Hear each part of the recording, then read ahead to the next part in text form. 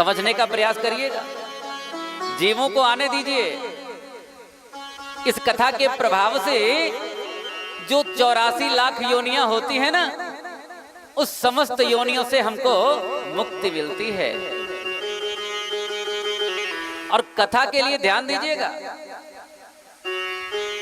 कथा कैसे श्रवण करनी है।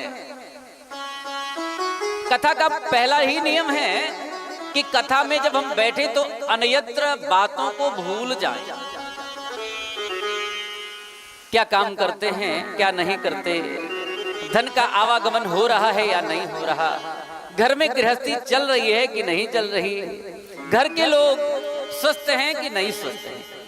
अब सौंप दिया इस जीवन का सब भार आपके हाथों में है, जीत आपके हाथों में है, हार आपके हाथों में। हे गोविंद, आज हम श्री राम रेखा के तट पर इस तीर्थ में जो कथा सुनने का सौभाग्य हमको प्राप्त हुआ है, पहले तो हम पुण्यात्मा हुए कि हमको मनुष्य तन प्राप्त हुआ, फिर कई जन्मों के फल स्वरूप कथा का आयोजन करने का सौभाग्य हुआ, और जब कई करोड़ जन्मों के जब पुण्योदय हुए तो कथा का शुभारंभ कहाँ हुआ? तीर्थ में हुआ, मेरे राम की नगरी में हुआ, मेरे कृष्ण की नगरी में हुआ, वशिष्ठ नगरी में हुआ। ये जो हमारे कई करोड़ जन्मों के जब पुण्य उदित होते हैं तो ऐसा सौभाग्य जीव को प्राप्त होता है। भगवान का पहला स्वरूप है सत्य, अर्थात हमें अपने जीवन में सत्य का आचरण करना चाहिए।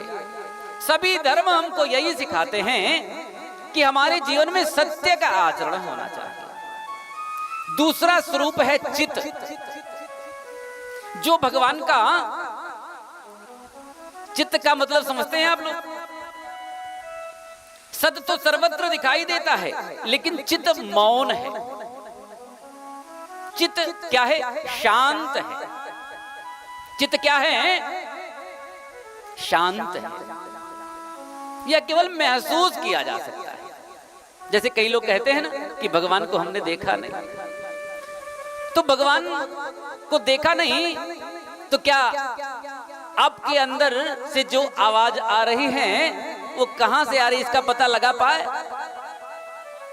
ये स्वर कहां से आ रहा है इसका पता लगा किसी को क्या?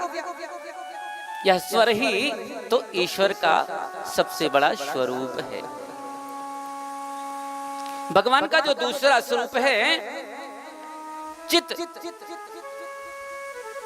यह जड़ है। और तीसरा स्वरूप क्या है भगवान का? आनंद। तीसरा स्वरूप क्या है? आनंद स्वरूप है। अर्थात हमें अपने जीवन में चाहे हानि हो या लाभ हो, हर रूप में आनंद ही महसूस करना है। और जो कुछ भी भगवान दे रहा है ना, वह भगवान की कृपा है।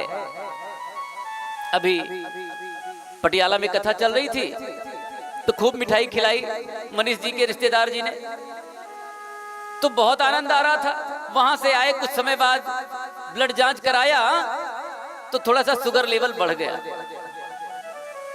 उस समय का आनंद वो था और आज का आनंद ये है।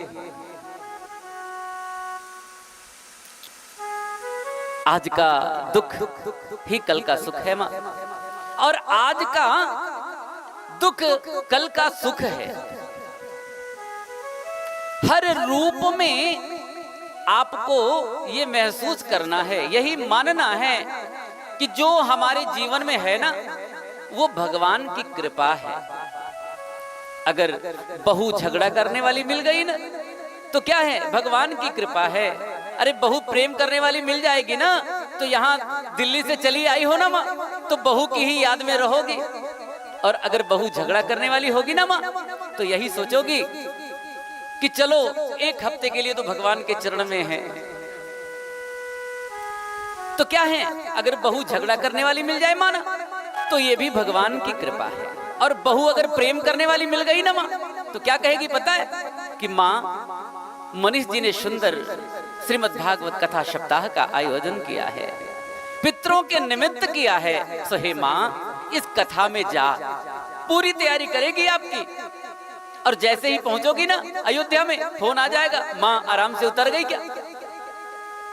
तो अगर हमको अच्छा परिवार मिले तो ये भी भगवान की कृपा है, और अगर थोड़ा झगड़ा करने वाला मिल जाए ना माँ, तो वो भी भगवान की कृपा है।